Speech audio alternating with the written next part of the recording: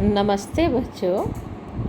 आज के इस वीडियो में हम चर्चा करेंगे कक्षा 12वीं की पुस्तक सहर्ष स्वीकारा है, जिसके कवि हैं गजानन माधव मुक्तिबोध। इसका आज हम पढ़ेंगे दूसरा भाग। इस कविता का पहला भाग हम पिछली वीडियो में पढ़ चुके हैं। जैसा कि आप जानते हैं कि गजानन माधव मुक्तिबोध एक ऐसे कवि हैं जिन्होंने मुक्त छंद कविताओं को लिखने का श्रेय लिया और ये गद्यात्मक रूप से लिखते हैं। तो सबसे पहले हम इनकी कविता के बारे में जान लेते हैं। मुक्तिबोध रचित कविता सहर्ष स्वीकारा है। सहर्ष स्वीकारा है, एक तो होता है स्वीकार कर लेना और दूसरा सहर्ष स्वीकार कर लेना, यानी कि खुशी खुशी स्वीकार कर लेना। इसमें कवि ने जीवन के सुख दुख, संघर्ष, अवसाद, उठापटक को प्रसन्नता के साथ स्वीकार किया है, क्योंकि उसे जो कुछ भी मिला है वह अपनी प्रिया का दिया हुआ है। प्रिया के रूप में यह कौन है, इस बात पर कवि मौन है। तुम संबोध्या हो, कवि कहता है कि तुम कौन हो जिसे मैंने सहर्ष स्वीकार किया है। ये प्रिया उसके लिए परमात्मा भी हो सकते हैं, उसकी प्रिया यानी कि प्रियतमा सहचरी भी हो सकती है, उसकी माता या उसकी बहन भी हो सकती है जिसे वो बहुत अधिक प्यार करता है। जो भी है, कवि इसमें संबोधन तुम करके कहता है और संबोध्य इसे कोई भी माना जा सकता है। तो अगला पद्यांश है, सचमुच मुझे दंड दो कि मैं भूलूं तुम्हें भूल जाने की दक्षिणी ध्रुवी अंधकार अमावस्या शरीर पर चेहरे पर अंतर में पालूं मैं झेलूं मैं उसी में नहा लूं मैं। देखो, कवि कहता है कि पहले हम इसके कर लेते हैं मुश्किल शब्दों के अर्थ। दंड मीन्स होता है सजा। दक्षिणी ध्रुवी अंधकार यानी कि दक्षिणी ध्रुव पर छाया हुआ गहरा अंधेरा। अमावस्या चंद्रमा विहीन काली रात। अंतर हृदय अंतःकरण परिवेष्टित, चारों तरफ से घिरा हुआ, चारों ओर से ढका हुआ। आच्छादित मीन्स होता है छाया हुआ। तो रमणीय मीन्स होता है मनोरम। तो अब इसमें कवि क्या कहता है, कवि अपनी प्रिया स्वरूप जो सहचरी है उसे भूल जाना चाहता है। वह चाहता है कि उसकी प्रिया उसे भूल जाने का, एक तो वो उसे भूल जाना चाहता है, दूसरा वह चाहता है कि वो उसे भूल जाने का दंड दे, और इस दंड को भी वो सहर्ष स्वीकार करने के लिए तैयार है। कवि अपनी प्रिया के भूलने का जो दंड है उसे किस रूप में चाहता है? वो चाहता है कि दक्षिणी ध्रुव पर होने वाली 6 मास की रात्रि के समान जो अंधेरा होता है, उस अंधेरे को वो अपने जीवन में लाना चाहता है। इस प्रकार वो उसे भूलने का दंड पाना चाहता है। वो कहता है कि मुझे ऐसी सजा दो कि मैं दक्षिणी ध्रुव में अमावस्या के अंधकार को अपने शरीर पर, अपने चेहरे पर और अपने हृदय में पालूं, अंतर में पालूं, अपने हृदय में उसे धारण कर लूं, झेल लूं। अर्थात कवि प्रिय को भूलने के लिए दंड की सजा की प्रकाष्ठा पाना चाहता है। प्रकाष्ठा मीन्स इससे आगे और कोई दंड हो ही नहीं सकता।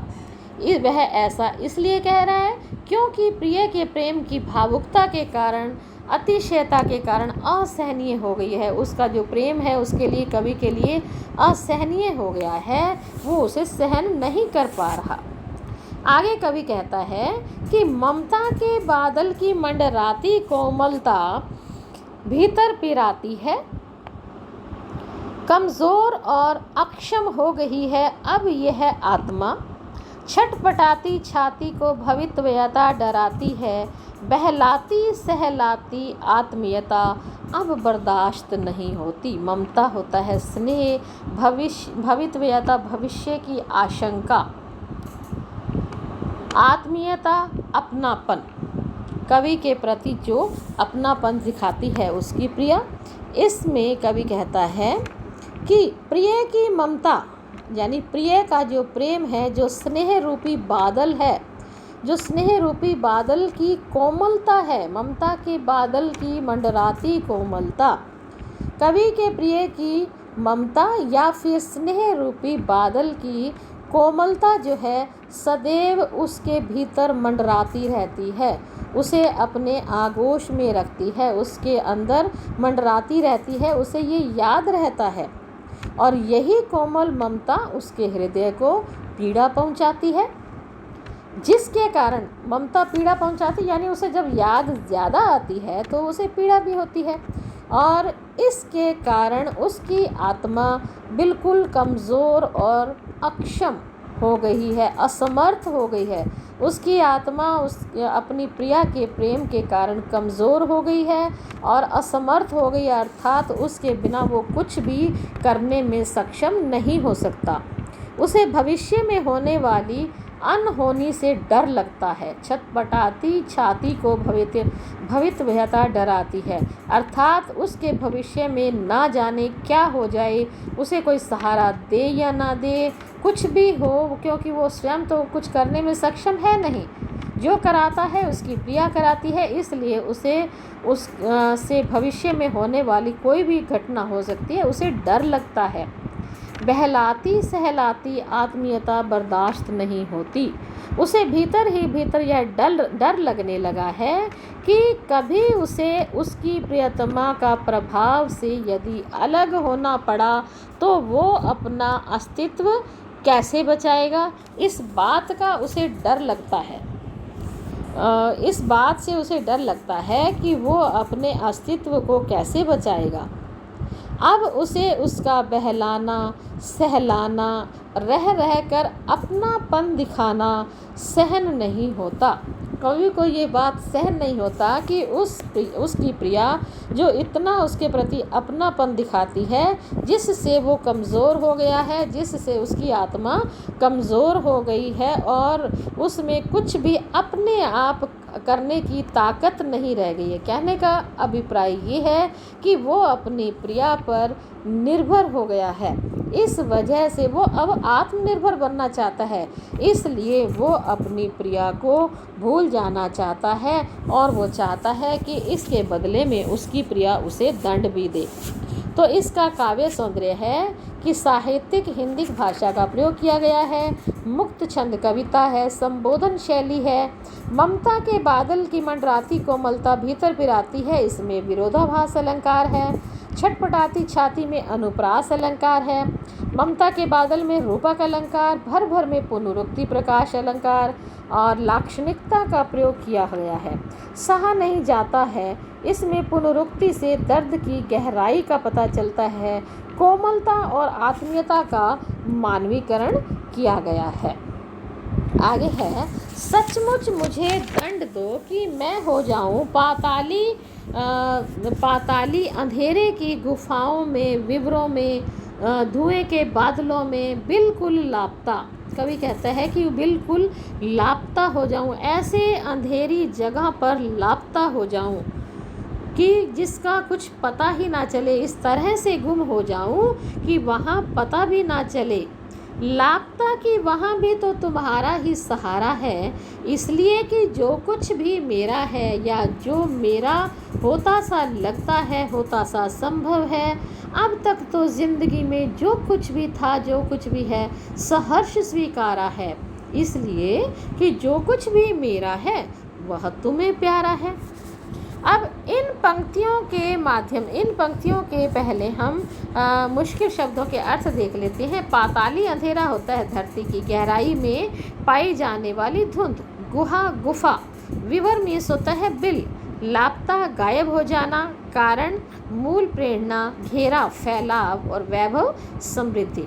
तो इन पंक्तियों के माध्यम से कवि कहता है कि मैं अपनी प्रियतमा के स्नेह से दूर होना चाहता हूँ। मेरी जो प्रियतमा का स्नेह मेरे ऊपर आच्छादित हुआ है, फैला हुआ है, मैं उस स्नेह से दूर हो जाना चाहता हूँ। वह ऐसा दंड चाहता है कि प्रियतमा के ना होने से वह पाताल की अंधेरी गुफाओं और सुरंगों में खो जाए। ऐसी जगह पर स्वयं का अस्तित्व भी अनुभव नहीं होता। इतनी अंधेरी जगह पर तो स्वयं का अस्तित्व भी अनुभव नहीं होता और वह धुएं के बादलों के समान गहन अंधकार में लापता हो जाना चाहता है। ऐसा चाहता है कि वो इस गहन अंधकार में लापता हो जाए। ऐसी जगह पर उसे अपने सर्वाधिक प्रिय का ही सहारा है। फिर वो क्या कहता है कि जब वो लापता हो जाता है ऐसी जगह पर जहाँ पर किसी को कुछ दिखाई नहीं देता, तो वहाँ भी कवि को क्या लगता है, वहाँ भी तो कवि को लगता है कि ऐसी जगह पर भी तो उसी का ही सहारा है जिसे वो याद करता है। उसी को तो जब ज़्यादा अंधेरे में जब गुम सा हो जाता है तब भी तो वो अपनी प्रियतमा को याद करता है। वहाँ भी तो उसी के सहारे जी रहा है। उसके जीवन में जो कुछ भी है या जो कुछ भी उसे अपना सा लगता है, अपना सा यानी अपना क्या लगता है, वो उसी का वही प्रिय अपनी सी लगती है, वह सब उसी ही कारण से है। सभी का कारण क्या है, उसकी प्रिया है। उसकी सत्ता यानी कि ताकत, उसकी स्थितियाँ, भविष्य की उन्नति या फिर अवनति की संभावनाएं, जैसा कि इसमें कहा गया है, वह सभी कारण तुम्हारा ही कार्यों का घेरा है, कार्यों का वैभव है। और उन्नति की, अवनति की जितनी भी संभावनाएं हैं वो सब किस कारण से हैं, उसकी प्रियतमा के कारण से हैं। कवि का हर्ष, विषाद यानी कि खुशी और जो दुख है, उन्नति है, अवनति है, सभी उसकी प्रिया से संबंधित है।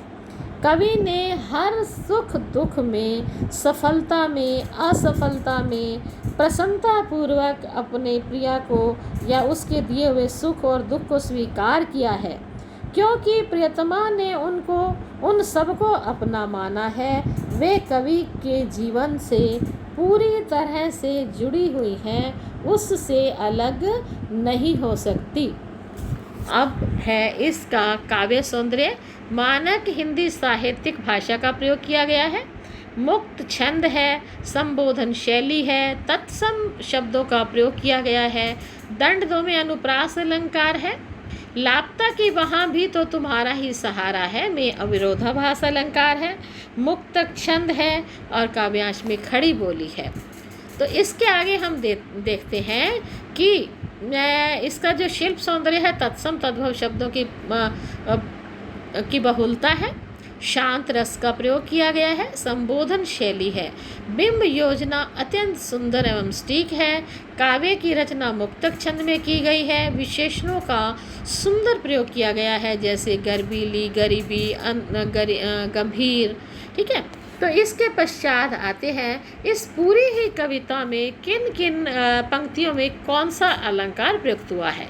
मुस्काता चांद जो धरती पर रात भर में उपमा अलंकार, मौलिक है पल पल पुनरुक्ति प्रकाश अलंकार, जाने क्या रिश्ता जाने क्या नाता संदेह अलंकार, जितना भी उड़ेलता हूँ फिर भी भरा आता है विरोधाभास अलंकार, विचार वैभव भीतर की सरिता, मीठे पानी का सोता, ममता के बादल, दक्षिणी ध्रुव अंधकार अमावस्या रूपक अलंकार, सहर्ष स्वीकारा गर्बीली गरीबी, वैभव विचार वैभव छटपटाती छाती, दंड दो में अनुप्रास अलंकार है, दिल में क्या झरना है प्रश्न अलंकार है, बहलाती सहलाती स्वर मैत्री, सहा नहीं जाता पुनरुक्ति प्रकाश में दर्द की छाया है, मुस्काता चांद जो धरती पर रात भर उपमा अलंकार, मौलिक है पल पल भर भर पुनरुक्ति प्रकाश अलंकार, जाने क्या रिश्ता जाने क्या नाता संदेह अलंकार, सहर्ष स्वीकारा गर्बीली गरीबी, विचार वैभव छटपटाती छाती, दंड दो अनुप्रास अलंकार, दिन में झरना प्रश्न अलंकार है, बहलाती सहलाती स्वर मैत्री अलंकार है। तो ये था बच्चों इसका दूसरा भाग सहर्ष स्वीकारा है कविता का दूसरा भाग। इस कविता को पूरा दोबारा से पढ़िए, इसकी व्याख्या और इसके काव्य सौंदर्य और शिल्प सौंदर्य को याद कीजिए। तब तक के लिए धन्यवाद।